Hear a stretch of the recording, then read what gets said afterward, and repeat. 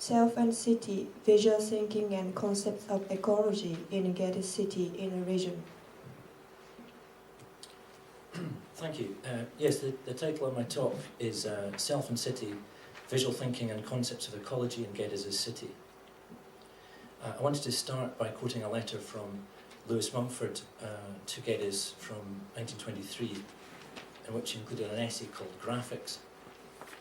He wrote, "By substituting a visual scheme for an auditive one, we can, as it were, lay our cards on the table and see them not merely as separate cards, but as related members of the pack. The graph permits one to organise and to bring out and relate items which seem otherwise scattered and insignificant."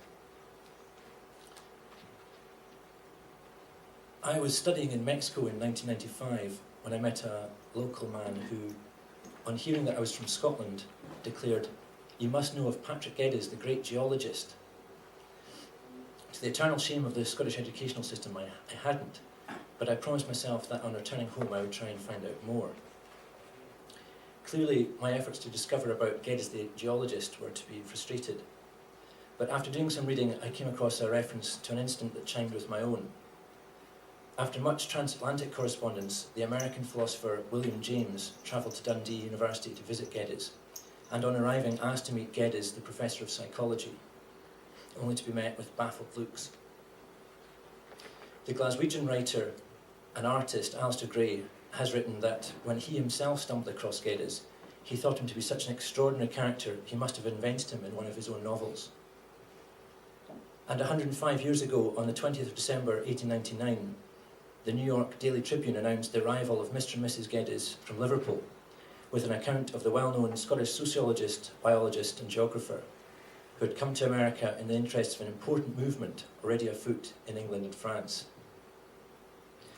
I mention these confusions both to indicate the multiple aspect of Geddes' work, geologist, sociologist, biologist, psychologist and geographer, and to stress the point that then and now this level of generalism remains an oddity in a world defined by rigid specialism, order and neatly defined compartments.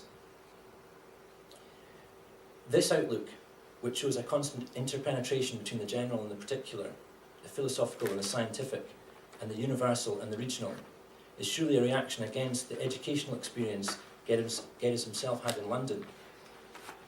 Mumford again explains, he saw that over-specialisation produces arrests, regressions, failures of inventiveness, and he tirelessly sought to encourage the process of insurgence, of self-transcendence, of creativity.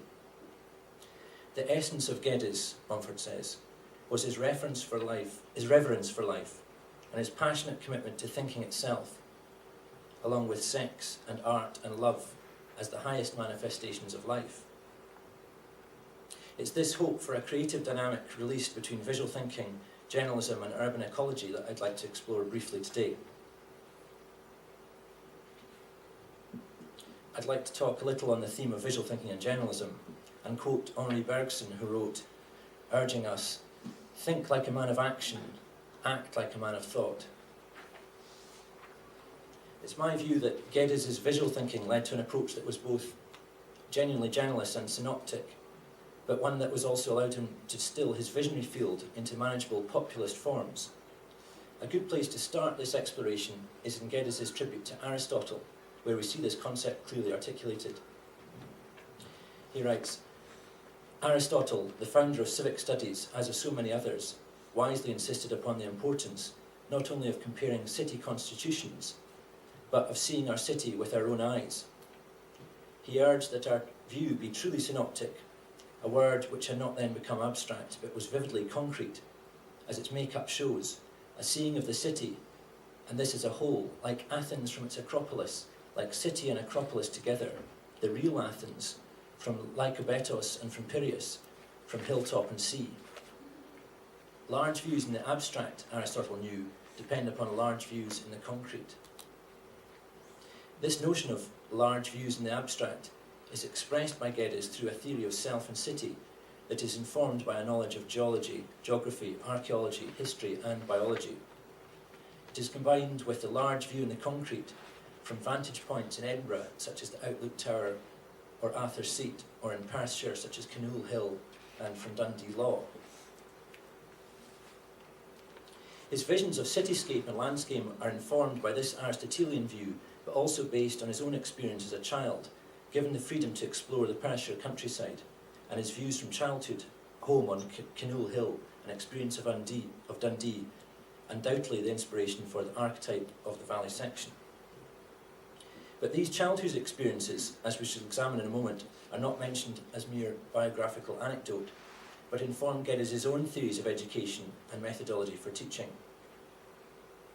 As Geddes himself argued, our greatest need today is to conceive life as a whole, to see its many sides in their proper relations, but we must have a practical as well as a philosophic interest in such an integrated view of life. Hence, the first contribution of this tower towards understanding life is purely visual, for from here everyone can make a start towards seeing completely that portion of the world he can survey. He can also grasp what a natural region actually is, and how a great city is linked to such a region.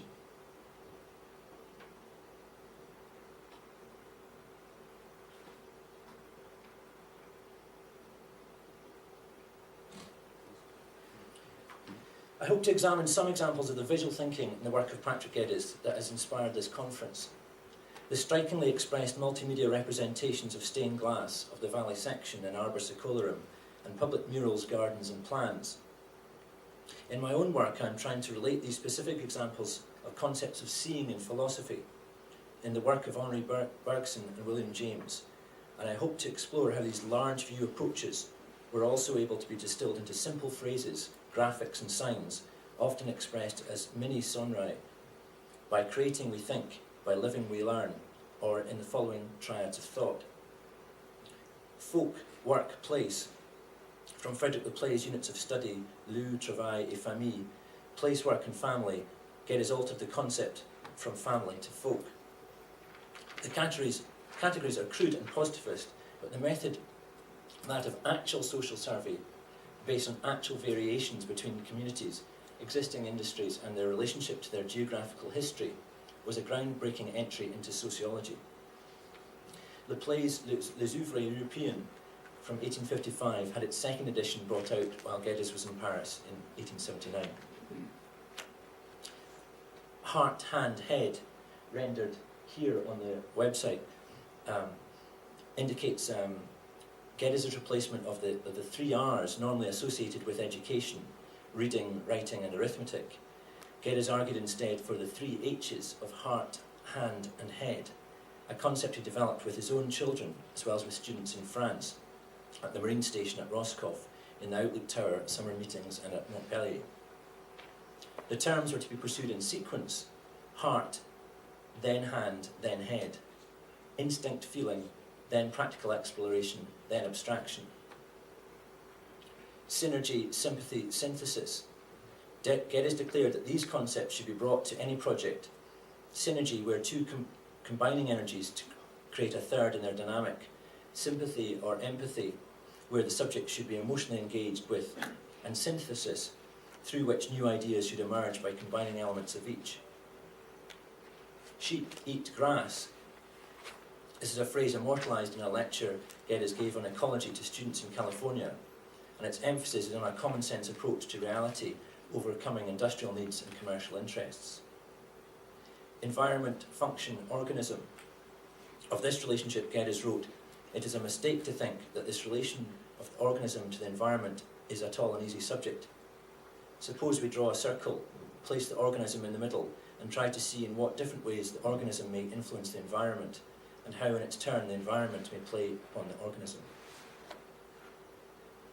The repetition of Trinity, I think, is no coincidence, as Geddes was repeatedly exploring the concept of the dialectic and the visual expression of dialectical thinking, as in his 3 benches in the gardens of Montpellier, no longer existing, which sat next to each other. On these, you should start with a thought on the first black bench, thesis. Contemplate its problems and weaknesses further on the second white bench, antithesis, before further thought on the third black and white bench, synthesis. As Geddes wrote to Mumford in 1926 for his proposed College des Indiens, "Tre facune collegium," 3 make a college. These slogans are mentioned in passing, only to raise the point that although Geddes is often accused of being a poor communicator, he is derided as an impenetrable writer and a confused and rambling speaker. He is in fact a populist at heart, dedicated to civic museums, pageants, multimedia representations of ideas, murals, decorative arts, inspiring buildings and gardens, all bringing to life his idea of urban and social renewal. This populist urge is contrasted with his scathing account of academics, futilitarians, and book-based learning, which he dismisses as death to ideas. Mumford wrote that for Geddes, thought does not imply divorce from activity or responsibility. Into it has gone not merely the studies of the scholar and scientist, but the feelings of the lover, the husband, the father, the friend, and the experience of the artist, technician, planner. Two examples of Geddes' attempts to promote large views in the concrete spring to mind. The Edinburgh room in the Outlook Tower contained over the years a plethora of teaching aids and tools for learning, from a relief map of the entire city and region of Edinburgh and Lothian, to various globes and spheres to outline the geography of the neighbourhood, be it local or celestial. One such addition to this was a wall mural of the history of languages of Scotland, represented in a sweeping colour-coded graph surrounding the entire walls, starting from pre-Pictish to Norse, Gaelic, Doric, Scots, French, Latin and English amongst others. It was a visual representation of cultural history. The second comes from a map that survived from Geddes' vision for his gardens at the Scots College in Montpellier. In it he describes the Philosopher's Avenue, a thin line of tall poplar trees which are now mature and still existing. You should enter the avenue with a single thought in your head and hold until you have walked the entire length of the avenue. The intention is to help you focus with the physical barriers of the trees as your assistant.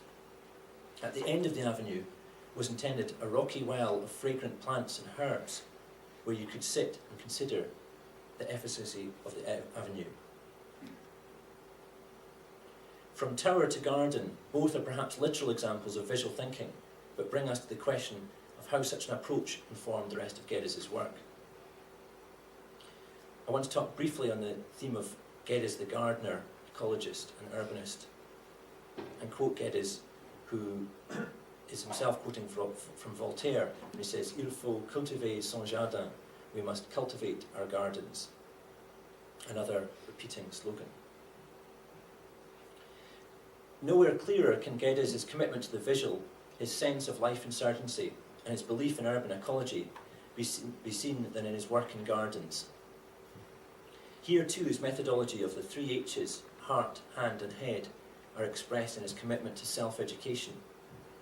Geddes said, "Any preparation I've had for doing and saying something in education is based not primarily on academic but on solid ground. That is, on a long, silent experience of going up and down the hill of my diagram, the valley section, learning literal gardening, literal fishing, literal tree planting, literal building and the like, seeking, in short, the wisdom of the crafts." Amongst the reports on gardens developed and the practical gardens laid and nurtured by Geddes include, in 1883, the Botanic Gardens, Grange House School, Edinburgh; in 1886, the beginning of Cultural Acropolis in Edinburgh; in 1888, the Botanic Garden at Dundee; in 1903, Botanic Garden, Horniman House, London; in 1904, the Nature Palace, Dunfermline; 1907, the Garden for the Nine Great Muses; in 1918, the Gardens of the Phases of Life and of Evolution, Indore, India; in 1922, the Garden of the Notation of Life, Pinjore, Patalia, India; and in 1925, the Scottish Zoological Gardens, Edinburgh. This list is painfully inadequate and fails to mention the Johnson Terrace Garden discussed yesterday, or the Montpellier Gardens, which are both currently under restoration, nor indeed Ramsay Garden, the building project that transformed the cityscape of Edinburgh. His lasting legacy to the city of Edinburgh and to us all, therefore, is arguably the patchwork of gardens which still remain dotted through the Old Town as much as it is in the work he did to conserve old buildings. It's clear that Geddes' emphasis on the practical, his commitment to urban restoration, and the development of civic pride was neither abstract nor random in its development. His expression of visual thinking can be seen all over the world, but it is this relationship between generalism, civics, and citizenship I want to explore in a little more detail. What then is the relationship between scattered garden projects and today's cities and selfhood? Geddes argued that the town planning movement is on this side a revolt of the peasant and the gardener, as on the other side of the citizen, and these united by the geographer. It was Geddes' hope that the modern citizen could emerge as one who could participate in shaping his urban destiny, that man should not be a passive observer of life, but a shaper in the collective future of his community. It is this concept of a shared identity and purpose that we turn to now in exploring Geddes' idea of city selfhood.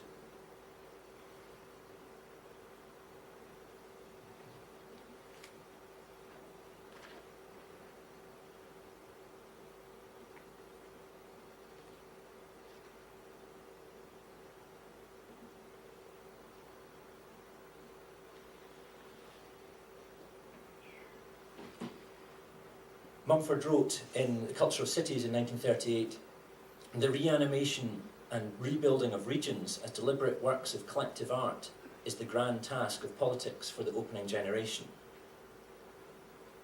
It's clear that Geddes' theory of self and city is inspired by this search for a more authentic selfhood, a reaction against the specialism and mechanisation of the era. Geddes' aims for a return to the classical idea of the polis, where he sees the rounded individual nurtured by paideia, the cultural of civic education, as one who is multifaceted and embedded in society through their city life. Herein lies the connection between democracy and ecology, diversity and participation. Herein lies the purpose behind Geddes' civic pageantry and his efforts at fostering a sense of community in Edinburgh and elsewhere. As Volker Welter has argued, in Geddes' city, the individual exists to the advantage of and through the city in a way comparable to the polis. The pageants of history, the exhibitions, the regional surveys done by local people were, besides all other purposes, means to renew the identification of the citizen with his community, with the material and immaterial structures of his city. This more rounded conception of self is essential in viewing how Geddes understood city development. For Geddes, the concept of participatory education led directly to visionary thinking and participatory politics. He wrote in Life, Outlines of a General Biology, "Every region has its heritage of good and its burden of evil. Every inhabitant, from child to patriarch, should strive to know what his region contains, not only its wealth of natural resources, scenic beauty, and heritage of culture, but the opposite picture as well, the evils of ugliness, poverty, crime, and injustice to all things. The citizen must first study all these things with the utmost realism, and then seek to preserve the good and abate the evil with the utmost idealism." In today's society, where the multidimensional citizen is replaced by the one-dimensional consumer, it is difficult to see such idealism as anything less than hopeless. But as cities become dominated by the commercial imperative and the physical infrastructure comes to privatise the public sphere, returning to Geddes becomes less of a luxury and more of a necessity. In this globalised world, it's hardly worth detailing the shared ecological crisis of pollution-infested air, waterways and atmospheres, nor is it necessary to remind each other of the despoiled landscapes and corporatised food industries that wreak such havoc on our culture. Despite this, the idea of the city and the region, which feeds from and towards the urban and the rural is worth revisiting. Geddes again wrote, "What we need is constructive peace, and constructive peace means rebuilding this world, village by village, city by city, and region by region, in terms of geotechnics and of even evolutionary ideals. We must get beyond the Stone Age of predatory economics and its accompaniment of mutual slaughter, to the new age of cooperation, of economics, and its accompaniment of of cooperation, of tending our own gardens and our own nations with mutual aid as our ideal. It is high time to be leaving forever the Paleotechnic era of slums, poverty and war, and be fighting for neotechnic and geotechnic culture, the tending of life, both by the objective work of reconstructing the environment and by subjective expression of individual and social ideals. Regionalism then was the motif and the big idea which infiltrated America from Geddes through Lewis Mumford. As Helen Miller has it, his work on regionalism has been hailed as his greatest achievement. After the war to end all wars, Geddes' regional survey mission became inextricably linked with social reconstruction. So the notion of the active citizen can't be separated from the notion of re-education, and this itself is bound to the urban garden, whether it be the kindergarten of preschool education or the symbolic gardens of culture temples. These ideas start from a critique of economics and a parallel critique of education. The premise that the citizen is more than a consumer to be filled with artificial needs for products that never need to be produced, and the student is more than an empty vessel to be filled with preconceived truths about the world. In a lecture given on August 14th, 1895, Geddes said he would press upon the student the necessity of forming his own education. He pointed out that teachers should endeavour not to manufacture a ready-made synthesis, but make their pupils realise that every man is his own philosopher, synthesizer, moralist, art critic, and even artist and educationalists, and so on, up to priest and king. Geddes, in this sense, owed a debt to the New England ecologist Democrats, Henry Thoreau and Ralph Emerson, and shared this commitment to Emerson's famous self-reliance. A man should learn to detect and watch that gleam of light which flashed across his mind from within, more than the lustre of the firmament of bards and sages. Yet he dismisses without notice his thought, because it is his. In every work of genius we must recognise our own rejected thoughts. They come back to us with a certain alienated majesty.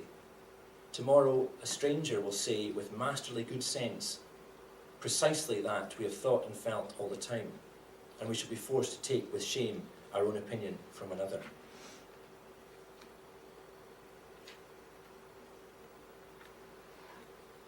This is a throwback to Enlightenment thought, which has as its basis Emerson's of freeing the mind from the clutches of authority.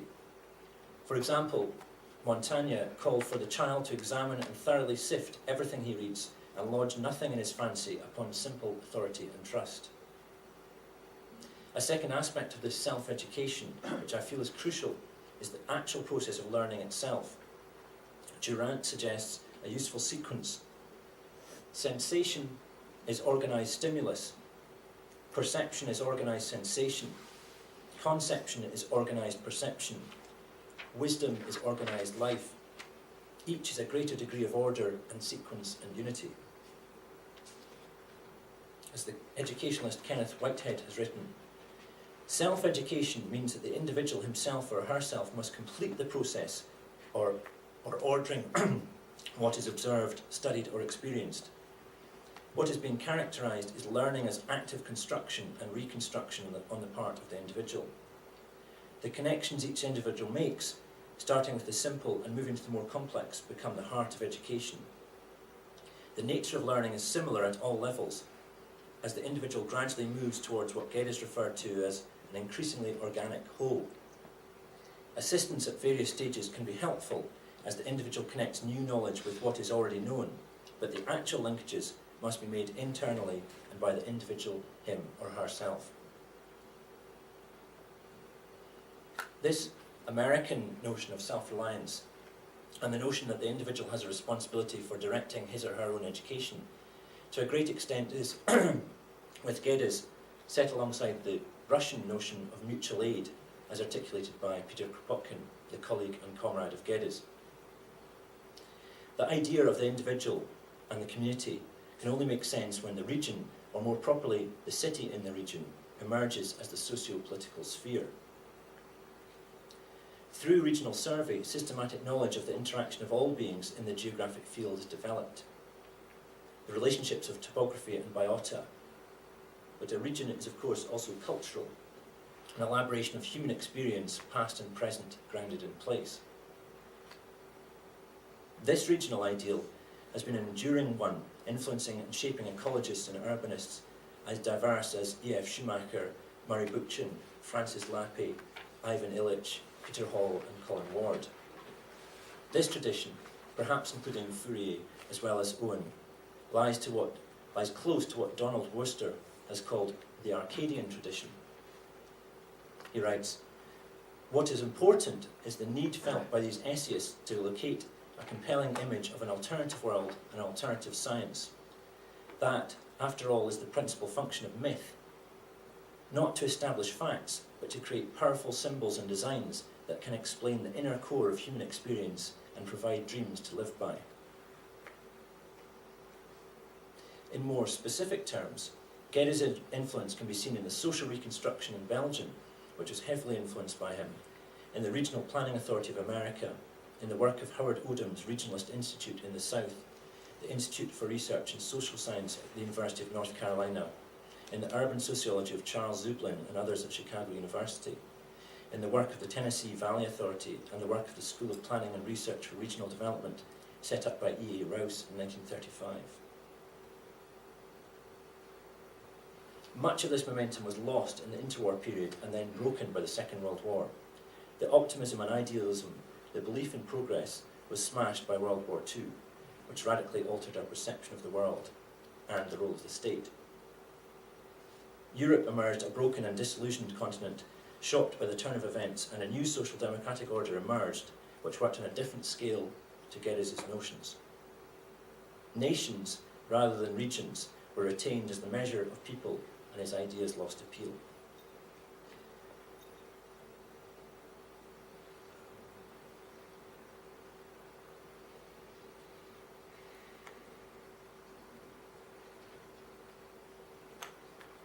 I've not been able to examine here what some might consider Geddes' main expression of visual thinking, his thinking machines or notation of life, but instead I've tried to focus on some of the practical examples of this aspect, namely his social projects in civics as applied sociology. In some of these examples, I hope to have raised some questions of focus for further discussion in this mutual exchange of cultural visions. As Geddes said, "Look out with me from the Outlook Tower in Edinburgh. The city we scan is set in the matrix of a vastly and minutely complex and heterogeneous world." These issues of relationship between learning, being and seeing are complex and are open to interpretation after Geddes' deliberate refusal to set in stone his theories in writing.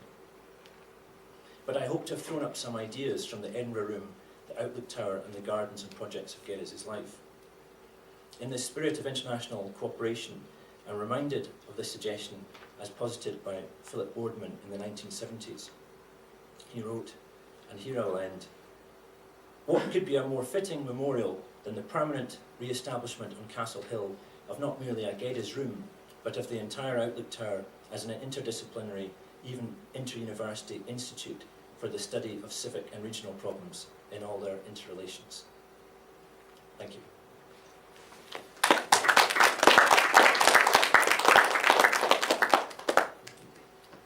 ありがとうございました。それでは引き続き質疑応答の方に移らせていただきます。Now we would like to go to the discussion Q&A.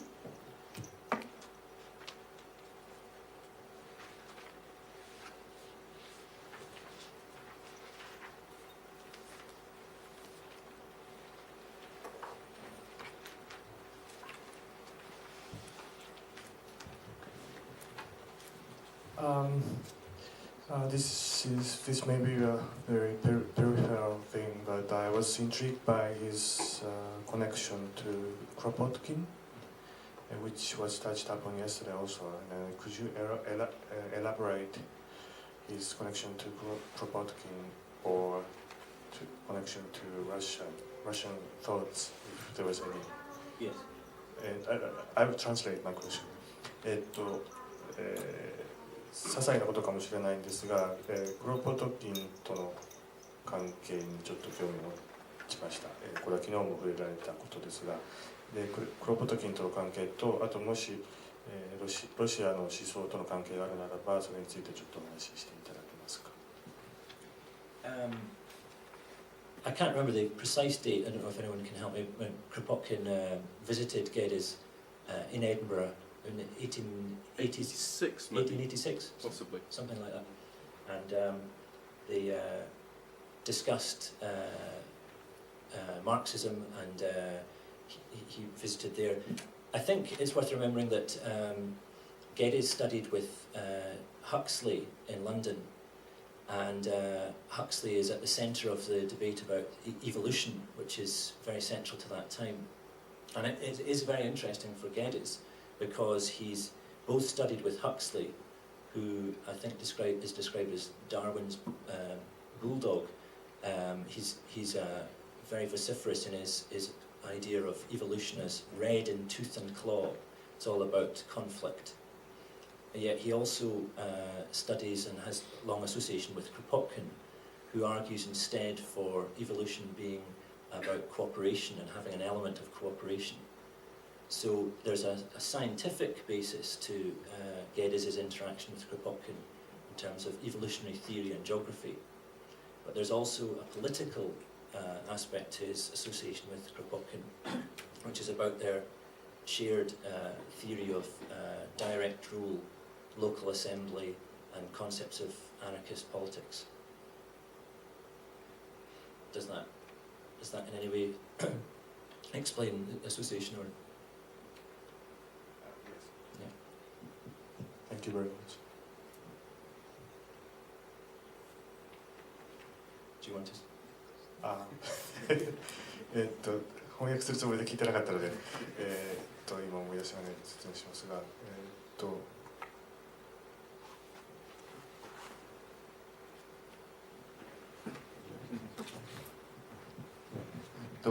まず、クロポトキンがゲディスを訪ねて、エディンバラにやってきたのは1886 1886年ぐらい、はっきりちょっと分かんないです。多分それぐらいだったということで、なんだっけ、でどういうコネクションがあるかというと、まずハクスレイという生物学者ですかねのもとで、ゲディスもクロポトキンもその進化論を学んでいるということで、そのつながりが一つあって、それからなんか地理学上のつながりもあるって言ってましたね。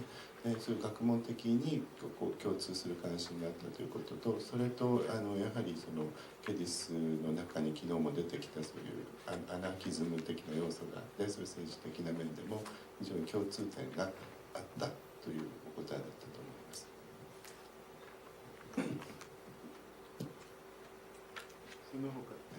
その他に質問がございますか。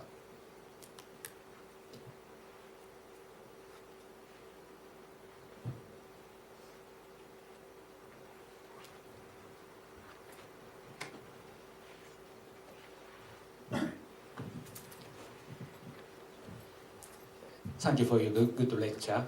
In that point, in my memory, Kropotkin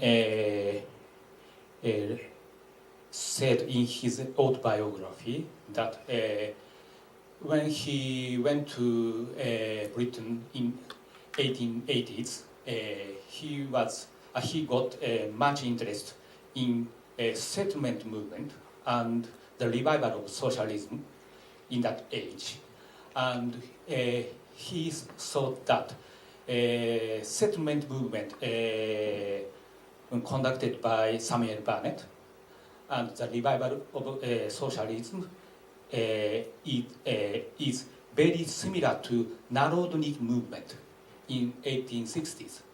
That was a fundamental interest for Kropotkin. 僕の知ってるところによると、クロポトキンは、事前の中で述べてるんですけれども、そのイギリスに行った時にその、セトルメント運動っていう学生と大学の先生が一緒になってこう貧民たちを助ける運動そういうものと、それから社会主義の復興っていうの、とにかく1880年代にイギリスっていうのはそういう運動がものすごく多くて、そこに知識人たちも一緒に参加してやってるっていうことが見られたものですから、それに彼には非常に関心を持って、なぜならばそれは1860年代だったでしょう、70年代なんでしょうか、そのナロード利益運動っていうものを彼が見ていたものだから、それとすごく似てるっていうんでもって、彼なんかそれに、もちろんソーシャリズムってこともあったんだと思うんですけど、非常に関心を持っていて、イギリスに行ってそのナロード利益を思い出したっていうことを、書いてたものです。ちょっとそのこと言いました。And, my question is very simple. I would like to your view of Geddes civics. Civics is the word civics is very difficult for us Japanese, and I would like to ask you what is the meaning of his civics, and he used that his civics is applied sociology. What is applied sociology? In my view, his applied sociology is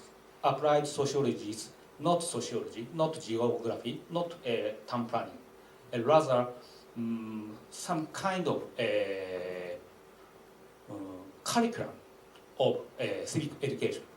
It is my view. How do you think about it? Could you repeat the last bit? It's some syllabus or curriculum for civic education. Curriculum? I'm sorry. Syllabus. Syllabus. Yes. Yes. Uh-huh. Civic education. I think that's right. I think I'm civics. sorry. 今私がすみません、変な英語で聞いたのは、今日のお話はゲデスは自分のその思想のことをシビックスっていう言葉を使って説明していて、それが昔から言ったシビックスって何なん、彼が言ってるシビックスって何なんだっていうのを思って、社会学者はこれ社会学者のオリジンだとか、いや地理学のオリジンだとか、都市計画のオリジンだとかって言ってるんですけれども、その点についてそのスモールさんはどういうふうに考えるかっていうふうに申し上げました。僕自身はそういうものよりもむしろこれは市民を作るための一つの何て言うんでしょうかね、カリキュラムみたいなものを結局彼は考えてたんじゃないかなっていうのを思ってたものですから、ちょっとそれについて伺いました。Yeah, it's a very good question and a very difficult one to answer. I think we too have a problem with the concept of civics, but I think civics as applied sociology is a syllabus. I think it's a good word. Geddes said that the curriculum is life, and this concept that I was trying to touch on between the motivation of education as being an enlivening process and citizenship, I think, is key here, and relates also to his concept of life insurgence and some of the issues that Gavin mentioned the other day on Bergson's ideas here as well, on creativity and the creative impulse. I think all of that is part of the reconceptualizing of the city and the individual's role within that as someone who is an active player, a citizen who actually shapes his own future. I think that is really civics as applied sociology, and that is the concept of civics that's at the heart of Geddes' thinking. And I think it does relate directly to classical ideas from the Greek, the Athenian state, the polis. As I mentioned, the concept of paideia, or education for civic culture. I think that's really key. I don't know if anyone else has a view on that.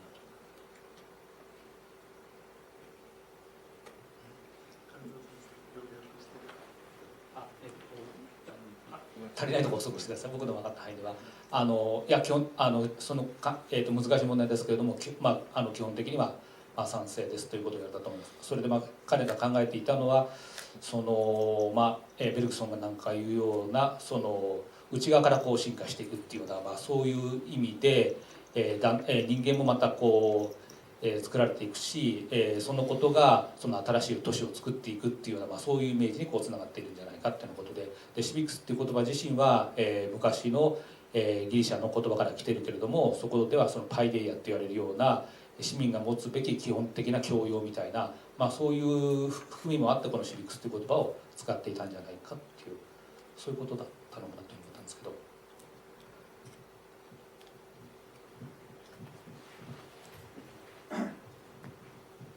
そうですね、なんかそのシティズンシップっていうのがなんか一つの鍵となる言葉だっていうことと、それからポリス、ギリシャのポリスのやはりその市民が参加して作っているということをなんか最後の方でおっしゃっていたと思い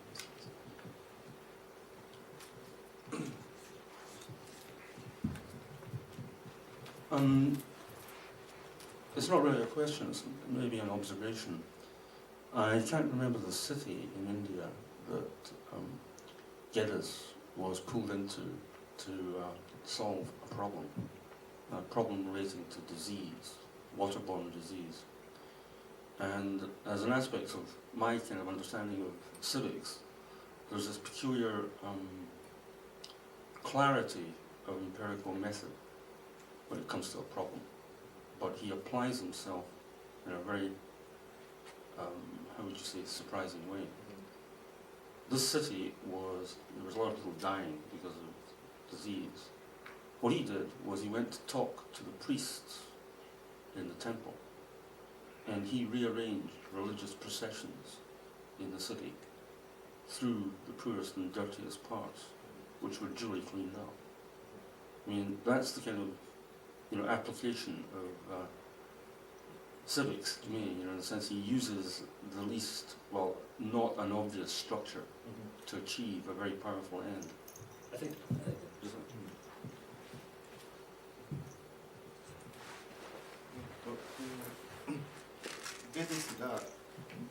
ゲディスがインドで、ある都市のその、衛生問題が非常にあって、病気が非常に、水に関係した病気な、水から発生するような病気ですけれども、そこのその都市の改善に取り組んだときに、そこの、何ですか、司祭ですね、そのヒンズー教と思いますが、その司祭たちのところに行ってその、話し合ってそのお祭りの行列のコースを変えさせたってですね、それはスラム街とかそういう不潔な土地を通るようにその行列を、してもらった。でそしたらそこをみんながこう非常にきれいに掃除しますので、その衛生問題が解決してしまったというような、だからゲディスの場合のシビックス、公民学といいますかね、公民教育と言ってもいいと思いますが、それはなんかそういう面を含んでいる、そういう、その土地のその市民の在り方というか生活と非常にそれに即して考えている面があるということだと思います。I think it's a useful point, but it does raise an area of some debate and tension in looking at Geddes' civics, and it was one which Toshiko and I were discussing yesterday, was the fact that in some sense Geddes' role is quite paternalistic, and the one example you gave is perhaps an example of that, and there is the tension between the activities of the Edinburgh Social Union and the ideas in theory of local action by local people about their own community that is driven by and decided by them. There's perhaps the more radical aspect of it. And then I think laterally, or in different stages and elements of Geddes' life, he does move towards a more paternalistic way of expression. And I think that's probably as practical. He does what he can, and it is utopian in that sense. But I think it is a matter of some debate about the specifics of his politics and his way of acting.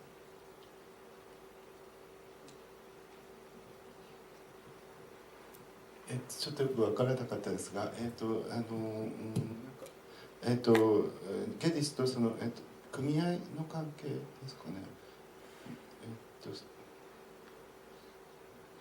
ょっとよく分からなかったんですが、そういう非常にラディカルな面を持っていると同時に一方でなんかパターナリスティックとおっしゃったんで普遍的な面もあって、なかなかそのゲディスのその政治性というのは複雑な面を持っているということをおっしゃったんだと思います。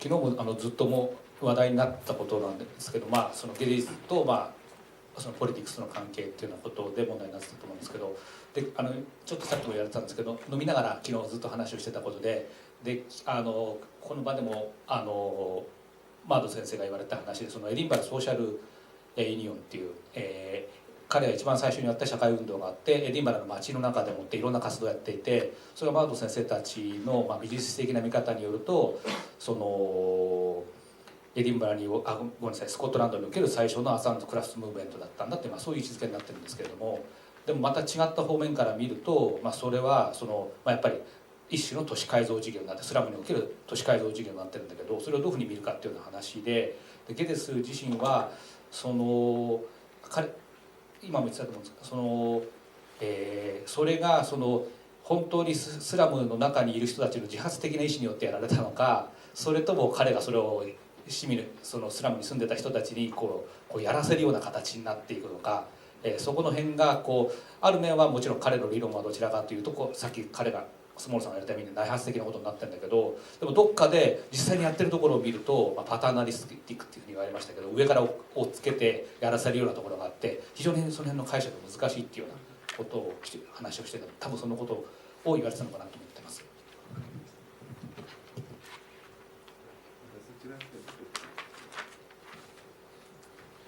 どうも非常によくわかりました。ありがとうございます。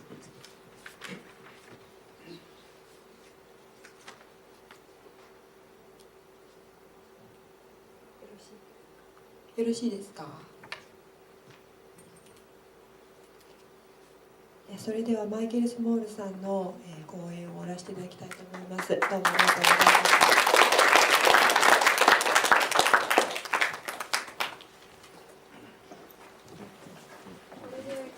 午前の部が終了となります。午後